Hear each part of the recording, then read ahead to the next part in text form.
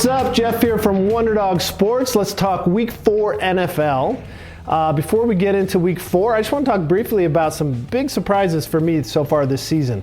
The theme for me this year has been about quarterbacks. Coming into the season with major QB questions and somehow going 3-0. Look at Carson Wentz in Philly, looking like the second coming. Eagles 3-0. Broncos, out goes Peyton Manning. In comes unproven Trevor Siemian, 3-0. And top fantasy performer last week. Do you have him on your team? Less than 1% of fantasy owners started him last week. I think that's going to change moving forward. Minnesota loses Teddy Bridgewater. They're 3-0. And finally, the Pats, without the great Tom Brady, 3-0 with second and third string QBs. Clearly in New England, it's less about Tom Brady, more about the great Bill Belichick. This guy went 11-5 with Matt Castle, and he's doing it again.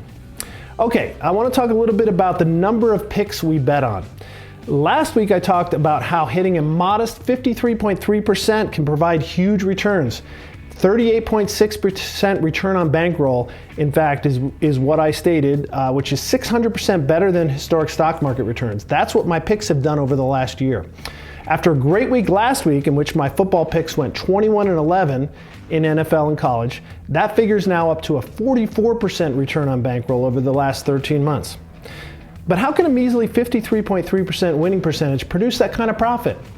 The key for me is playing a lot of picks. On average, about 10 per day across NFL, college football, NBA, college basketball, baseball, NHL, WNBA, and my parlay club. Now, you may feel that's a lot of picks, maybe even too many. I respectfully disagree. Let me explain. Think about it. If you have an edge, any edge at all, what do? Exploit it. The more times you can realize that edge, the better. This is what successful stock market day traders do. They look for minuscule edges and they make massive number of trades with a small edge. Small edges add up to big advantages. By the way, this is exactly what card counters do in blackjack. Tiny edges exploited over and over. So, you want to play as many plays as you can in which you have an edge over the sportsbook. You never want to force more than that, and you certainly don't want to play if your edge is negative, but play all the plays on which you feel like you have an edge. So how do I determine the number of plays I have each day? I look at every single game from all these sports from every angle. I look at the spread, I look at the money line, I look at the total. I then play all the plays in which I feel I have an edge. It's that simple. On average, for me, I find that edge on about 10% of all possible picks. Remember that there are 3 possible plays on each game: spread, total, and money line. So as I said, some folks think that I play too many picks. I beg to differ. I think 10% is a very reasonable number to find an edge on. And with the edge that I've had, the more the better. I wonder actually why others make so few picks. I guess they see value on a much smaller number of opportunities than do I. And that's fair. But if they're doing it for other reasons, if they're forcing a certain number of plays, a cutoff for some arbitrary reason, like I have 3 plays every Sunday or 5 plays, you got to ask yourself why that makes sense. If you're seeing value on 10, don't cut it off arbitrarily. There may be good psychological reasons to cut it down, but if you're acting as a rational, financially motivated individual, those reasons don't stand up. So, playing with me will result in making more bets. You'll have a stake in more games. That's just the way I do it. And there's one other key additional benefit to playing a lot of games: diversification.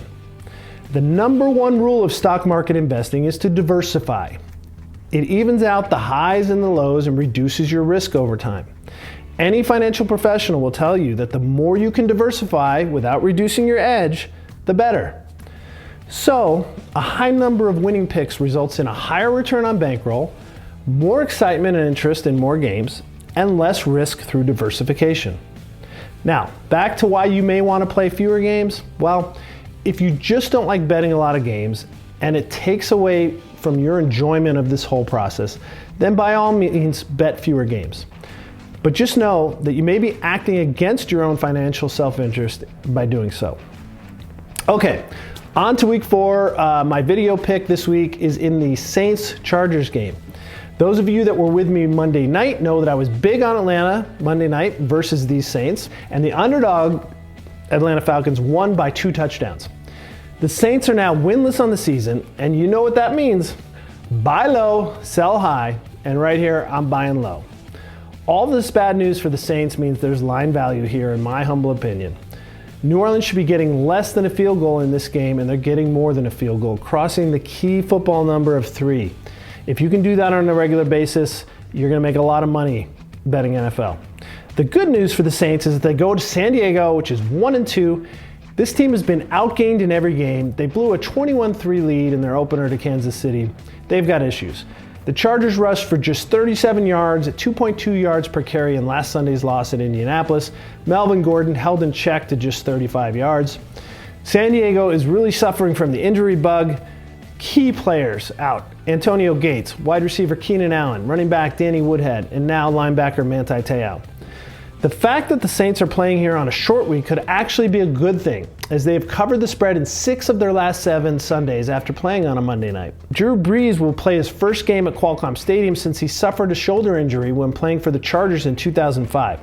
Expect him to be sharp and motivated. Brees was 36 of 54 for 376 yards with an interception against the Falcons on Monday, and the Saints averaged 5 yards per carry. Their offense is clicking. The Chargers couldn't pull out a win last week against a banged-up Colts defense that was coming off a bruising loss at Denver. They're just 3-11 against the spread in their last 14 home games. New Orleans lost close games this season to Oakland and the Giants, and this is really a must-win for them to avoid an 0-4 start. The Saints should keep this one close at a minimum and maybe win it.